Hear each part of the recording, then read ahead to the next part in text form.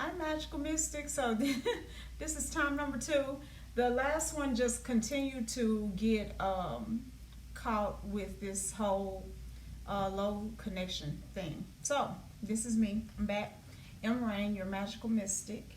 For those who don't know me, since I don't go live in this group very often, but I'm sure that with most of you being over here, you've heard of me, you know. Today I want to talk about your rise, your ascension, and what it costs to ascend. And it's not always pretty, and it's definitely not cheap, okay? There are a lot of people who would have you believe that ascension is an easy process. It's not. Hey, Maraja! Hey! That would come on right when I start doing this. Turn that shit off. And leave it on. So, anywho, right now I am in Gulfport, Mississippi for the event here in Gulfport, Biloxi tomorrow. Hubs and I are just kind of chilling out, and I'm just reading the energy of the city, which I like it. I like the city. I've been here before, but it was probably about 17, 18 years ago or whatever. It was a long time ago, and it was in my Christian days or whatever. But it did trigger something. My first pastor was from this area. He brought us down, and he took us all fishing out in the Gulf. And for the first time in my life, I ate shark, right? So, which was exciting. But anywho, it triggered all these memories, and I think about my transition from mainline religion to spiritual independence. And you know, it just was not an easy transition in my own mind. It wasn't even really anything outside of me, because the few people who actually cut me off was like, oh, I can't do this with you. I was like, shit, I don't even know you. I don't give a fuck. Like, and for me, I mean, I don't give a fuck. It's not just a defense mechanism. It's kind of my reality. It's not a whole lot that I care about, especially now when it concerns people judging what I have committed myself to doing. But I do realize that that's not everybody's story. Some of you guys have beautiful families, and they seem functional and happy, and you don't want to destroy that because you want to be spiritually free, or because you're called, you can feel this call toward something more, something higher, something greater. Something within you won't give you any peace because you're not necessarily who you need to be or where you're supposed to be. And so but you don't want to lose what you have. And I understand that. I really do. I was fortunate. I ain't had nothing worth losing. You know what I mean? But everybody's don't have that story. So one of the ongoing themes or reoccurring themes here in the group is that people want to know how to practice without tipping off their family and friends, because nobody want to hear themselves being called a demon. Nobody wants to hear family judging them, not wanting kids to be around them. I mean, people get serious about stuff like this, and I do understand. But let me explain something to you, and this is not to press you into coming out the closet or anything, but it's real important that you know something. When love requires you to toe a line when it concerns your own personal life, where it doesn't give you room to breathe, to grow, to become whatever you're going to breathe, grow, and become, then I have a problem calling that love. It sounds like control to me, and it sounds manipulative and oppressive and suppressive to me.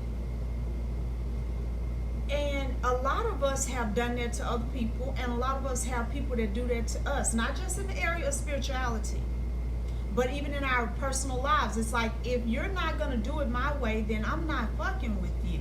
That's how they treat us, right? And it gets to a place where sometimes you just feel like quitting and throwing in the towel and letting other people tell you what to do with your life. But let me explain something. There are so many people. I'll give you an example. Somebody that you guys know well, Tasha. We're going to use her because you all do know her well. She goes live for you guys all the time. So many of you guys, thousands of you, have been encouraged and healed and fueled by her story. But what if she had allowed, say, some family members or friends or high school chums or exes or anything like that, if she had allowed anybody to stop her from developing fully and becoming who she is, then you would be missing that voice. And I know it's like you got 5, 10, 20 family members, you love them all, you want to be around them all the time, and all that kind of stuff. You want your family home life to be peaceful, right? But are you really gonna choose 5 people who cannot love you in your truth over thousands of people that you may be called to help and heal, who will celebrate you no matter what the fuck you do? Are you really going to choose? And you might. And this is no judgment, but I want to make sure you understand what you're doing.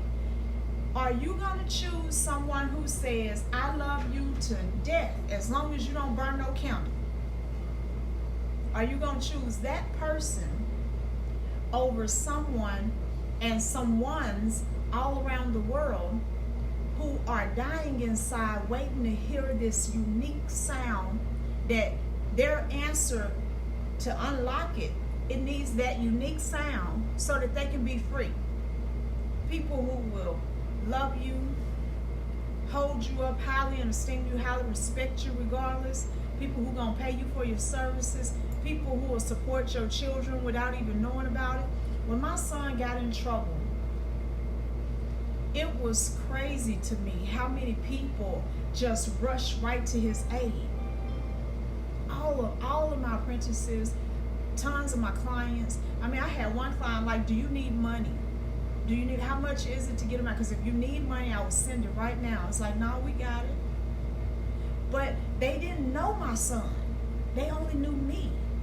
And so right now, you got to beg these same people you holding on to babysit for you to go to work, okay? Or for you to stay at work a few extra hours to make a little extra money, which they're going to get part of babysitting for you. You got to beg for that. Sometimes I don't think we know what we're choosing when we're making these choices. We're not thinking deeply enough about it. Now, I get accused all the time of thinking too deeply about shit. It's like you think too deep. You know, ain't nobody even trying to go that deep. We're nobody even trying to be that serious. I've been hearing that all my life. But I've always been this way, and I don't regret it, right? Because sometimes you really do need to think a little deeper than the surface thing. Like, well, shoot, I know I can go to my mama's house if I ever get hungry, if I ever get tired, or ever get sleepy. Do you know that if, and I'm not, but if I was to fall into a space of need right now, my mom, my grandma, and all my family is dead as far as my parents, right? Got a ton of sisters and brothers and this and that, but I wouldn't even have to go to them. I could pick a number of thousands of people who would gladly help me and take me in. And because of them, I don't worry about falling on hard times. Not because of them directly, but because of what I have been able to be in their lives. It allowed me to sow a seed so that for my life, I never have to hit those lows anymore. So sometimes we're hanging on to a security blanket. We're like Linus and his blanket, and we're hanging on to plan B. It's like, I got to keep them in my pocket because I never know when they might be the thing that's stopping plan A from working as well as it's supposed to work, you know? It's like, it's kind of like having an ex that you talk to all the time. Y'all ain't screwing, y'all ain't dating, but you gonna stay in touch because you never know if this nigga don't act right. And because you keep talking to this ex, and because y'all do stay in touch, things don't work out between you and this nigga. Now, was it not gonna work out anyway? Who knows? You fucked it up, hanging on to your plan B. Right? Everything about Ascension not pretty, love. Sometimes you have to make some tough ass choices, but you got to think about what you asking for. You're asking for power. You're asking for wealth. You're asking for true liberation for your soul. You're asking for some serious shit. And you think it's going to come without a sacrifice? You are fooling yourself. And sometimes that sacrifice is wrapped in flesh that you're familiar with. Sometimes it carries your bloodline, your DNA. Sometimes it's wrapped in the security blanket that you have at your job. Because, you know, you're already making $100,000. and shit that I can pay my bills and go travel and do everything else. So what you saying ain't saying shit to me because I'm already good. You're already good, but you're not really good because you're nowhere near the vibration that you're being called to operate in. Everybody's ascension process don't look like a shooting star. You see what I'm saying? It don't look this way. It don't look like a rocket. Some people's ascension process kind of look the opposite. It looks, and see, you got to understand what I just said. It looks, it's an appearance, which appearance is just an illusion. This is my appearance. And y'all know tomorrow ain't no telling what kind of fucking hair I have on. Right? And the next day ain't no telling what. You never know what I'm going to look like. I don't never know what the fuck I'm going to look like. I get up and be like, which one of y'all girls hanging out with me today? Okay. Right? Appearances are deceptive. These bodies, they're deceptive because they'll make you think that you last only as long as they do. That you're only as worth as much as they are. That everything about you is wrapped in this. That's why I don't get caught up in all of the race wars and shit. I ain't got nothing to say about nobody's race. Because all of that shit is just an illusion. It's a real ass illusion. Because to be born with this color skin puts you through some stuff. This color skin and a pair of titties, I don't know. It ain't easy to have this color skin and a pair of balls either. But at the same time, it doesn't do me any good to give my energy toward hating when I can give my energy toward accelerating my own ascension so that I can help others accelerate theirs, right? Some people, they want you to think that being awake is all about knowing what foods are poison and what they doing to meat, glue, and toothpaste and deodorant. It's like, shit, if that's the case, I was born awake. I always knew there was something wrong with every damn thing. You can look at it long enough and tell. It's just like, that just can't be healthy. You know what I'm saying? That just can't be right. Being awake has nothing to do with the conspiracy theories. It has nothing to do with all of the poison that we put in and on our bodies, and we all are putting poison in and on our bodies every single day. We're breathing it out of the air, we're drinking it in our water, and there's nothing you can do about it as it relates to living in this realm. That's why it's important to learn energetic healing techniques. You can try to minimize all you want, but you can't completely avoid it.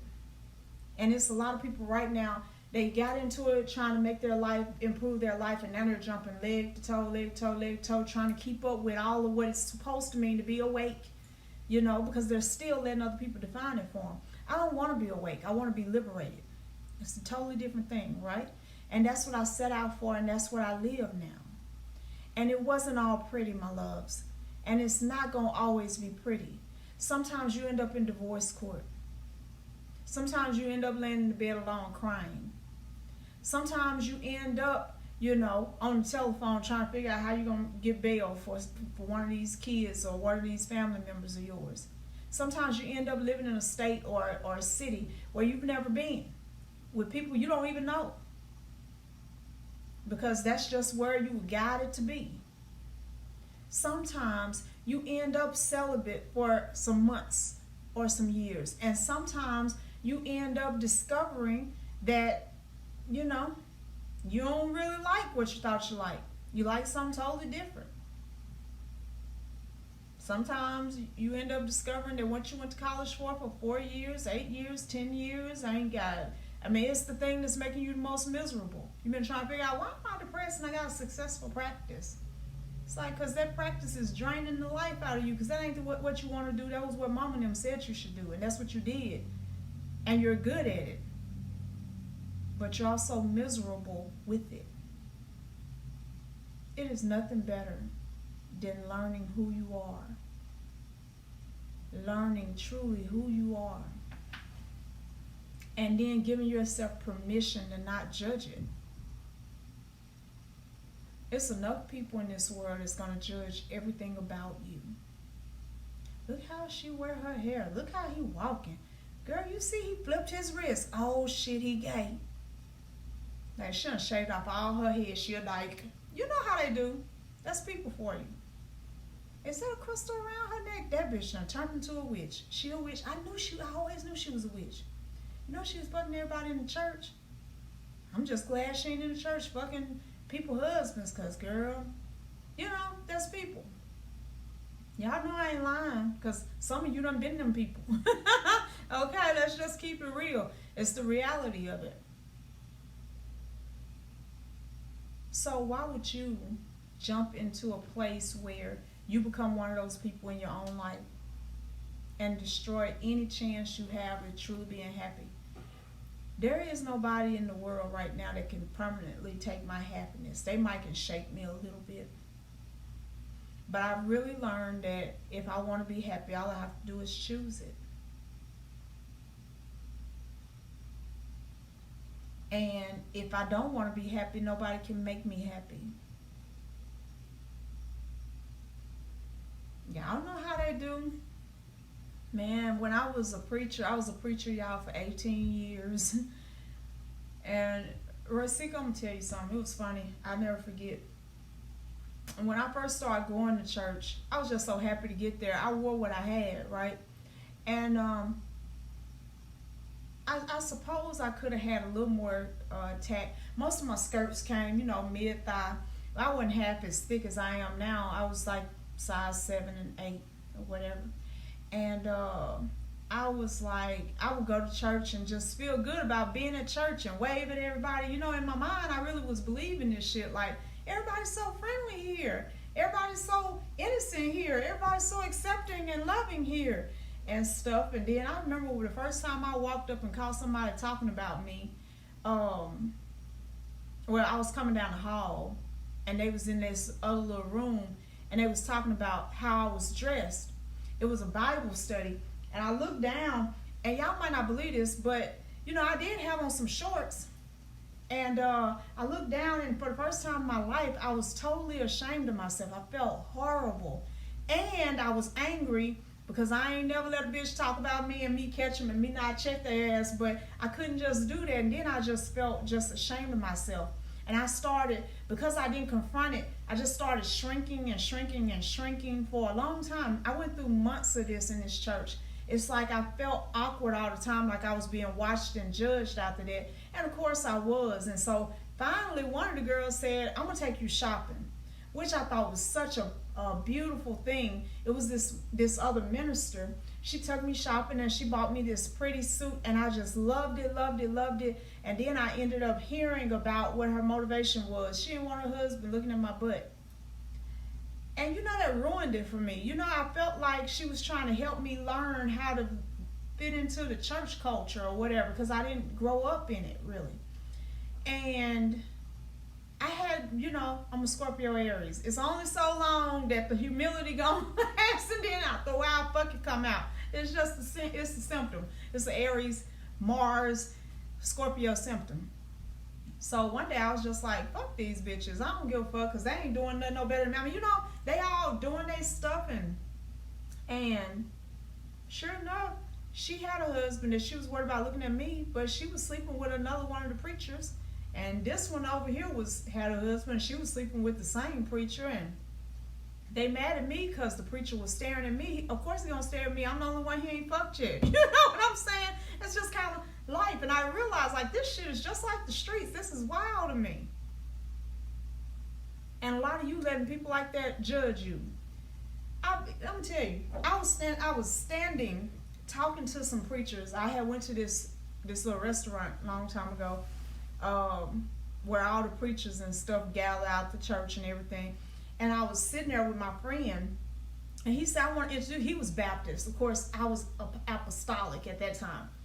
And he's like, I want to introduce you to some friends. He's like, yeah, this is Bishop, this person, Bishop, that person, Pastor, this person, this minister, Duncan. He did that on purpose, because he wanted to, he knew how they was going to respond. And then this guy over here smoking, y'all, minister, God ain't called no woman to preach. I said, I don't think he called no man to smoke, but hey, we all do what we do, don't we? He just looked at me, and then they felt a certain kind of way. But nobody has ever had room to judge you, and that's why I bring all of that up. They're gonna do it. They're gonna try. They're gonna have something to say because they think they have a right to have something to say. But the truth is, unless what they're telling you is coming from a space of them loving you and wanting to see you do better, then it ain't worth hearing. And it damn sure ain't worth considering or weighing. There are people who I value their opinions sincerely, right? But they are not people who think that they can control what I do, because that's impossible. Nobody controls M but M. Nobody. I do not have a God above me, and I will never have another one above me. That is the whole point of sovereignty and liberation. To never have to bow your knee again, because it's unnecessary. That's some shit they teach you so that they can control you and feed. When you learn the game, that's what being awake is about. When you learn the game, you can reverse it back on. What you need, baby? What you need? It's up there. You told me the key to the room. So it's like you got to make sure that you don't let people keep you tied to something that you'll never be able to actually satisfy. It's not worth it. Listen to good counsel if it's going to improve your life, and that's what you want. But don't sit around and change whether or not you're going to be the best you can be based upon how somebody else feels about you and what they're going to say. You're setting yourself up to be miserable for the rest of your life. Okay? So I just wanted to share that with you guys. Again, I'm in Biloxi, so tomorrow we might go live from the event. But until then, I will talk to you guys soon. Y'all stay truly, truly committed to yourself. Because if you're not committed to yourself, you can't expect somebody else to commit to you. All right, guys. Love you.